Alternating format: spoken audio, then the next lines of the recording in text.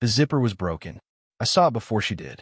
A tiny glint of silver thread pulled loose on the back of her gown, right below the shoulder blade.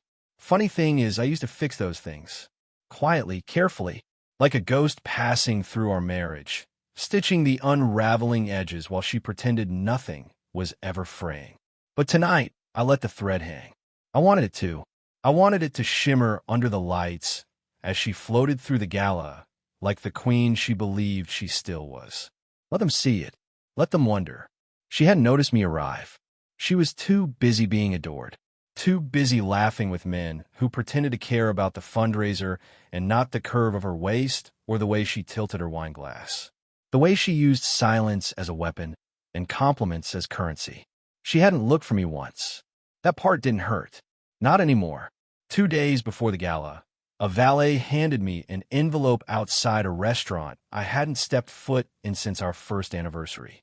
Inside was a photo, blurry, taken through tinted glass, but unmistakable. Her hand on someone else's leg, her mouth near his ear, the back seat of a Mercedes I didn't own. No note, no explanation, just the kind of proof you don't argue with. I burned it in the sink that night, not out of rage, out of relief. I wasn't crazy. I wasn't paranoid. I was right. She'd looked me in the eye every morning for the last 4 months and still kissed my cheek before walking out the door to see him. At the gala, they played a string quartet version of a song we danced to on our wedding night. I stood near the edge of the room and watched her pretend it meant nothing. That's what Geneva was good at, unremembering things that used to matter, rewriting love into paperwork. She once told me emotions were just unmanaged data. That should have been my first clue. When she finally spotted me, her face flickered, only for a second. Then the mask slid back on. She walked over. Slow, elegant, deliberate. Always a performance. I didn't move. She reached out, palm open, fingertips shaking just barely. And I said it. Not loudly. Not bitterly. Just enough to end something.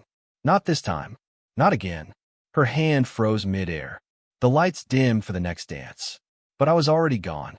And this time, I wasn't looking back. She didn't follow me. That was the first surprise. Geneva had a way of chasing when it made her look powerful, never desperate. She wouldn't stumble after me in heels like a rom-com heroine. No, she'd wait. Wait for me to realize I had no place to go without her. That's how she always played it. Cool, patient, perfectly cruel. I stepped into the cold air outside the ballroom and felt it hit me like a wall. My breath clouded in front of me. I didn't have a coat. I hadn't planned to need one. I walked the edge of the estate's garden, past glowing lanterns and sculptures I couldn't name. From behind the hedge, I could still hear laughter, hers. That fake, high-pitched one she used when she was lying. The one she used the night I asked her, straight-faced, if she was seeing someone else. She didn't deny it. She didn't confirm it either. She just stared at me like I'd asked her what 2 + 2 was. And then, she made herself a cup of tea and went to bed. That night, I slept in my car. What I hadn't told her, what no one at the gala knew, was that I had sold our house 2 weeks earlier. Quietly, through a holding company I registered in Arizona. No signs, no moving boxes.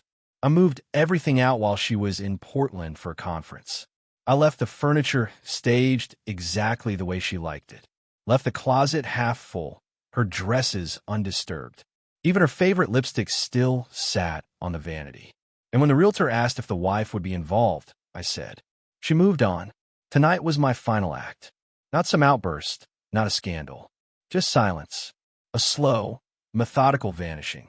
I checked out of our life so gently that she hadn't felt it until I stopped playing my part. I made it back to the front gate when I heard the footsteps. Not running. Not calling my name. Just the click of heels, methodical and confident, drawing closer through the gravel. You left before dessert, she said behind me. I didn't turn around. I didn't come for cake. You embarrassed me, she said, her voice like ice in a crystal glass. In front of the entire board. I looked up at the sky. The clouds were rolling in. I'm not your accessory, Geneva. She laughed. Please. You never were. You're barely even a memory. That should have stung. But it didn't. Because I had already become a memory long before she said it. Somewhere between the first time she didn't come home until 2 a.m. and the third time she called me Tyler in her sleep, I started peeling myself away from her in layers. "You should go back in," I said. "Your lover's probably wondering where you went." There it was. The flinch. The crack in her mouth. The first sign she realized I knew. She didn't deny it. She just stood there in silence, arms folded, calculating. That was her real addiction. Not infidelity, not power, but control. And now she'd lost it. I reached into my inside pocket and pulled out the envelope. The same one I'd slipped the house keys into, along with two things: a copy of the wire transfer I made moving every cent out of our joint accounts, and a single printed photo. Her. Him. That Mercedes. I handed it to her. She didn't take it, so I dropped it at her feet. "Next time you want to ruin someone," I said, "make sure they still care enough to break." Then I walked away for good. She didn't chase me when I walked away, and that silence was the final confirmation I didn't need, but got anyway. A few blocks from the Gala, I stopped at a coffee shop that was somehow still open. Not a soul inside, except a college kid behind the counter who didn't even glance at me when I walked in.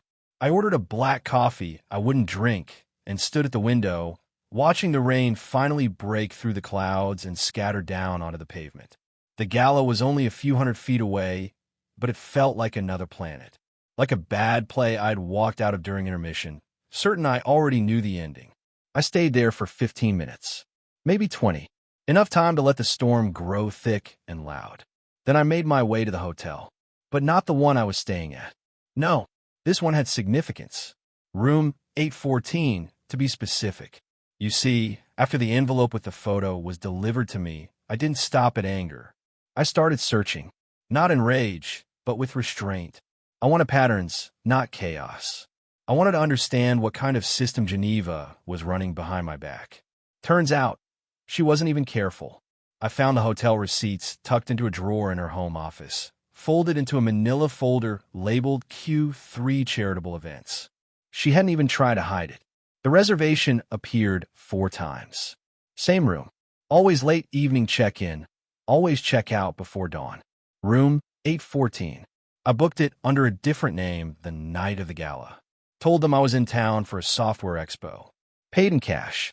No red flags. When I stepped into the room, I stood there in the quiet and listened for the ghosts. I wondered what they said to each other here. Did she talk about me? Or pretend I didn't exist? The bed was still made when I sat down on the edge of it. Still cold. A single red hair sat on one of the pillows. Not hers. Too curly. Too short. And just like that, I knew there had been more than one. Maybe it was always more than one. And maybe I didn't want to know the rest. I took out the flash drive. It was small, silver like a house key. On it were copies of everything. Photos, documents, emails. Even one voicemail that she deleted from her phone, but not before it backed up to our shared cloud. A man's voice whispering, "He doesn't suspect a thing, babe." I almost feel bad for him. Almost. I left the flash drive on the nightstand. Not for her. She'd never see it. I left it for the cleaning staff, or the next guest, or whoever it needed to find. My phone buzzed for the first time in hours. Geneva. No message. Just a missed call. I stared at her name on the screen until it disappeared. Then I powered the phone off completely, walked out of the room, and handed the key back to the concierge without a word. There's a kind of peace that comes when you stop needing closure. There's a deeper one when you realize someone like her never deserved it. 2 days after the Gala, I received an email from an address I didn't recognize. The subject line was short. "You still deserve to know more." No greeting. No signature. Just a single link to a cloud drive folder. My hand hovered over the trackpad for a moment. I wasn't sure if I wanted to open it. Not because I feared what I might see, but because I didn't know if anything still had the power to hurt me. I clicked. There were 5 videos, all taken from different angles, different times, different rooms. I watched them in silence. Each one told me the same story, but from new, crueler perspectives. One was of Geneva and that same man I'd seen in the car, the one I thought was the center of it all. But in another video, she was with someone else entirely. A man at least 10 years younger, laughing nervously as she poured wine into a glass and pushed it toward him like she'd done it 100 times. I recognized that wine. I bought it. I remember the label because she once said it tasted like memories we haven't earned yet. I didn't cry. I didn't throw anything. But I did feel something strange, boredom. I was bored of her betrayals. The videos, the photos, the voices whispering in the dark. It all blended into static now. No plot twist. No twist of the knife. Just the slow erosion of a version of her I had once protected like oxygen. At the bottom of the folder, there was a PDF file titled, "My name is Elliot. I used to be her project." I opened it. It was a letter, a long one, written like a confession. Elliot claimed to be one of many men she kept on invisible leashes, always just far enough from truth to believe they mattered. She never let them in completely. She promised things she never delivered. She kept her power by never getting emotional, only transactional. He wrote that Geneva targeted men who were too polite to confront her, too soft-spoken to raise alarms. She used vulnerability like a ladder. Elliot said she spoke about me often, but always in the past tense. He's dependable, but slow to evolve. I felt sick reading that, like I had been an expired ingredient in her pantry. Still there, still sealed, just no longer useful. But Elliot's letter ended differently. He wrote, "I broke it off the moment I realized she'd turned me into a weapon against you. I never meant to be part of that. But I was. I thought you should know who I am. I thought you should see the shape of the whole thing." He included a photo of himself. I stared at it for a long time. It was the valet from that restaurant, the one who handed me the envelope weeks ago. That meant the betrayal hadn't just been infidelity. It had been sport. She had trained them, kept them spinning in her orbit, and when one broke loose, she replaced him. Maybe she enjoyed the unraveling more than the lying. Maybe watching me slowly fall apart was her way of feeling power in a world that never gave her any without a fight. But now, that world was crumbling, and I was still standing. Not vengeful, not broken, just done. 3 days after the email from Elliot, I got a call from a number I hadn't saved, but I recognized it. It was the landline from our old house, the one we used to share, the one I disconnected 3 months ago. I didn't answer, not because I was avoiding her. I just didn't know her my voice anymore. Instead, I opened the hotel room window and listened to the street below. People passed by holding coffee cups and shopping bags and hand-holding hands. I wasn't jealous. I just felt detached, like I'd stepped into the wrong timeline.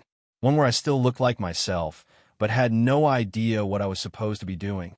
The phone rang again. Then again. I finally turned it off. An hour later, I was checking emails when a new reservation appeared in my inbox. It was from a restaurant we used to visit once a year, always for our anniversary, Dorset and Crown.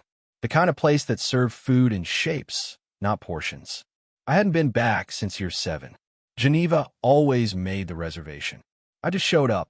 The message read, "Table for 2, Saturday, 7:30 p.m., confirmed by Geneva Harland." At first, I assumed it was a mistake. Then I realized it was bait. She wanted to meet.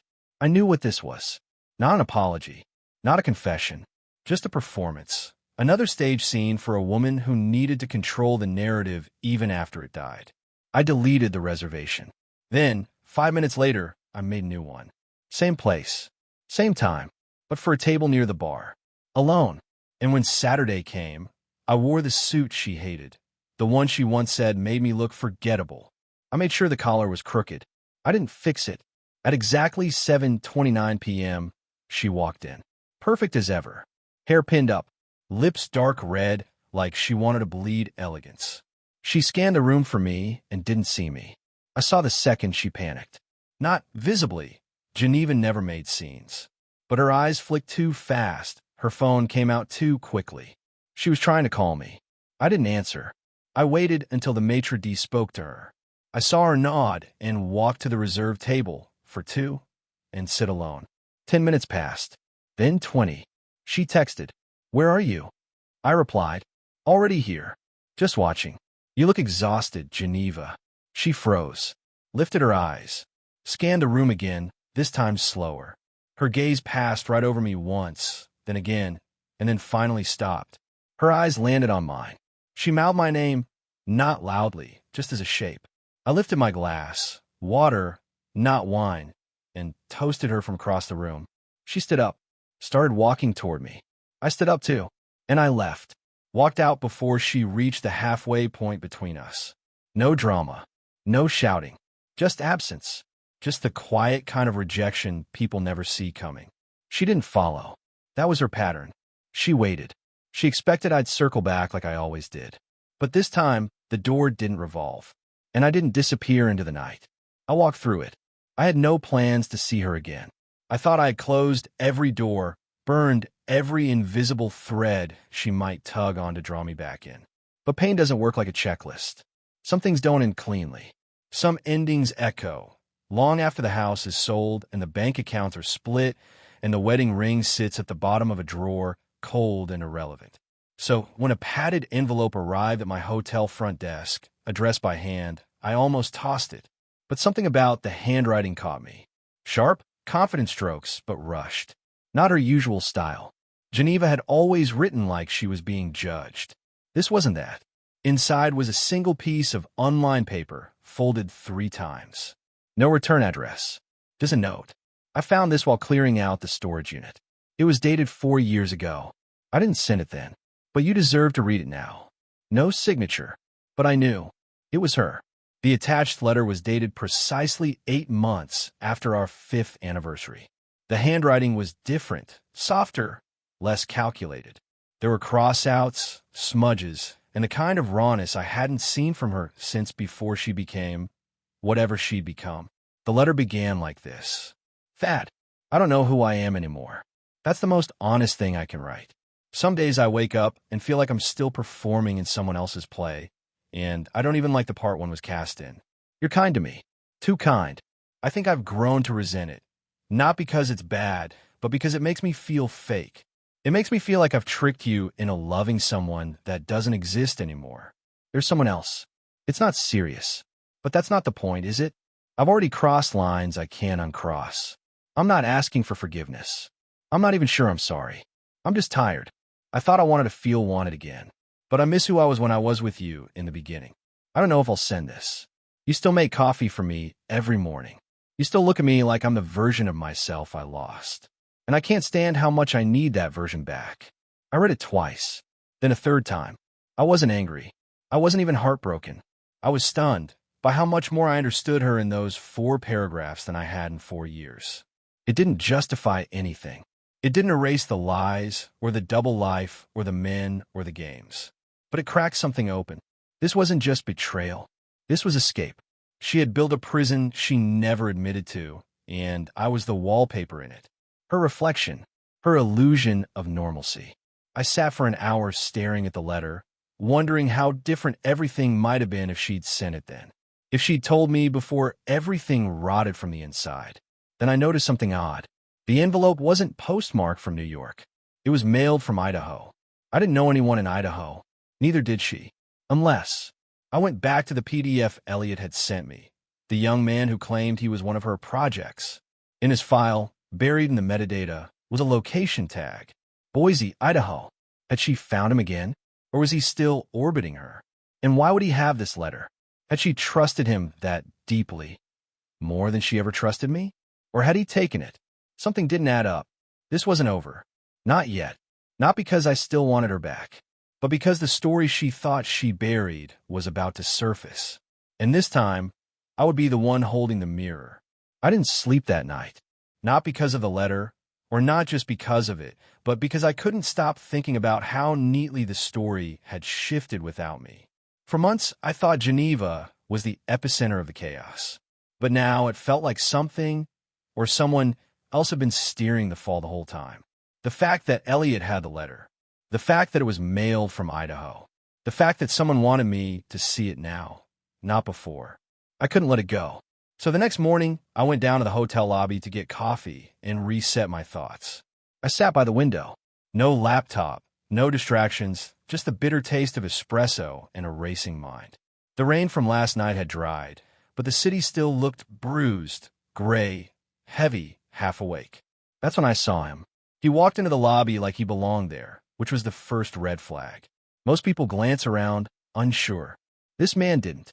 He went straight to the reception desk, asked something, nodded, then turned, slowly, and looked straight at me. He knew exactly who I was. I didn't recognize him right away. He wasn't the guy from the photos. Not one of Geneva's known orbiters. He looked younger than me. Mid-30s, maybe sharp jacket, faded jeans, and that particular stiffness of someone trying not to look like he's on edge. He walked toward me. I didn't stand up. "Thad?" he asked, just above a whisper. I nodded slowly. He sat across from me without asking. Pulled out his phone. Unlocked it.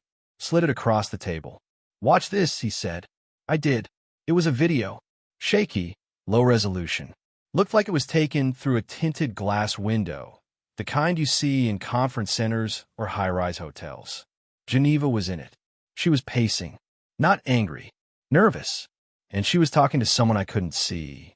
The audio was low, but I caught fragments. "If he finds out, not part of the plan. You said this would stay between us." The video ended abruptly. I looked up at the man. "Who are you?" He stared at me for a long second. "My name's Damon. I used to be married to Geneva's sister." My stomach dropped. "She doesn't have a sister," I said. "She doesn't now," he answered. "But she used to." And that's when he told me the real story. Geneva had cut off her family nearly 10 years ago. Changed her last name, claimed they were toxic, said she wanted nothing to do with them. But Damon told me something else. She was always like this. Always 3 people at once. And you don't realize how deep the damage is until you step outside of it. He'd watched Geneva manipulate not just lovers, but relatives, friends, even her dying mother. She knew how to fracture people from the inside, how to push them into breaking themselves, so she never had to be the one holding the hammer. She once convinced my wife, her own sister, that I was emotionally abusive, he said. It took years for me to realize what was happening. And when I finally confronted her, Geneva disappeared, took money, left chaos, and cut contact like it was nothing. He handed me an old photo. Geneva, maybe 23, arms around a woman who looked strikingly like her. Same smile, same eyes, just softer. The woman had her hand resting gently on Damon's shoulder. "You asked why the envelope came from Idaho," he said. "That's where I live now, and that's where Geneva used to visit. Once a year, quietly, until she stopped." He leaned in. "I don't know why she let herself unravel this time, but I think you were the first one who didn't fall the way she wanted." I didn't know what to say. He stood up. "She's not going to let it end like this, Thad. She's going to try to rewrite it." "Rewrite what?" I asked. He gave a bitter half-smile. "The ending. You walked away without screaming. That's not how she tells stories." And then, without another word, he walked out of the lobby and vanished into the crowd. She emailed me the next day. The subject line was just one word. "Why?" No body, no greeting, no dramatic plea. Just why? Like she had finally lost control of the narrative and didn't know how to ask for it back. I didn't respond. Not right away. For the first time in years, I wasn't angry or confused or desperate for understanding. I felt like someone had finally turned the volume down on a song I didn't even realize had been playing in the background of my life. Every hour, every day, a steady hum of unease that I had mistaken for love. I closed my laptop and took a walk through the park. Not the one Geneva used to like. Not the polished one with benches and fountains and carefully trimmed hedges. This one was rougher, realer. A place where trees leaned into the wind and grass grew wherever it wanted. It reminded me of who I was before I'd been groomed into the version of myself she needed. Quiet, predictable, easily erased. That night, I finally wrote back. "Geneva, you asked me why. Why I didn't show up. Why I didn't shout. Why I didn't fight harder to be heard. Here's the truth. I've spent enough of my life trying to stay in rooms where I wasn't really wanted. I mistook endurance for loyalty. I thought keeping quiet meant keeping us alive. But I see now, you didn't need a partner. You needed a mirror. And I stopped reflecting you. You didn't break me, Geneva. You taught me something I should have learned years ago. That peace isn't given. It's chosen. And I choose it now. Take care of yourself." Really? Thad. I never heard back. Not that week. Not that month. And maybe that was the greatest gift she ever gave me. Silence.